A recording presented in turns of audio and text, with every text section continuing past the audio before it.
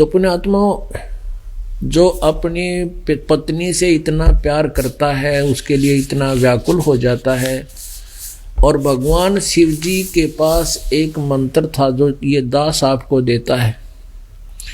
ये प्रथम जो आपको मंत्र दिया जाता है, शिव जी के पास ये बीच के 5 नाम थे। आप जी को ये 7 मंत्र का दिया जाता है, इनके पास बीच बीच के 5 नाम थे जो सुप्रसिद्ध हैं। इन 5 नामों के जाप से भगवान शिव को इतनी उपलब्धि होगी थी कि इनकी आयु बहुत लंबी होगी थी। और पार्वती बार बार मरती थी, आपस में इनका लगाव इतना था, इसके पुण्य संस्कार पिछले अच्छे थे पार्वती के, जिस कारण से कई मनुष्य जन्म भी हो जाते हैं पिछले पुण्यों के आधार से। तो 107 जन्म हो गए थे, पार्वती मरती रहती थी, वह फिर जन्म लेती थी, फिर दोबारा भी शादी विश्व भगवान शिव से ही करती थी। इनके संस्कार थे ऐसे। 107 जन्म हो चुके थे। भगवान शिव जी क्या करते थे, उनके सिर ने निकाल के, सिर का जो खोपड़ी रह जाती थी, खप्पर बोलते हैं, यह इतनी अलग हो जाती है,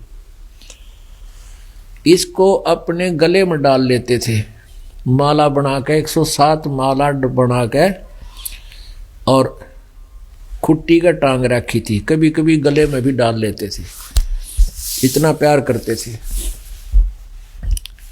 एक दिन ऋषि नारद जी ने आके और पार्वती से कहा, हे माता, आप बार बार जन्म मृत्यु के कष्ट को सहन करती हो, भगवान शिव के पास एक ऐसा मंत्र है जो आपको दे दें तो आपकी आयु भगवान शिव के बराबर हो जाएगी, आप बार बार जन्म के दुख को, मृत्यु के दुख को सहन करने से बच जाओगे। तो पार्वती की यह बात गले उतरी नहीं, कहने लगी, बेटा नारद, वैसे तो आप झूठ नहीं बोलोगे क्योंकि आप ऋषि हो, लेकिन आपकी बात मेरी समझ में आती नहीं कि भगवान शिव जी मुझसे इतना प्यार करते हैं और वो मेरी मृत्यु को सहन कैसे कर सकते हैं। उनके पास मंत्र है तो मुझे पहले देते मंत्र वो, ताकि मैं मरती नहीं। फिर पार्वती जी को नारद जी ने बताया कि माता, ये खुट्टी पर टांग रखे ना माला बना के, ये तेरे ही खप्पर हैं, सारे तेरे सिर हैं।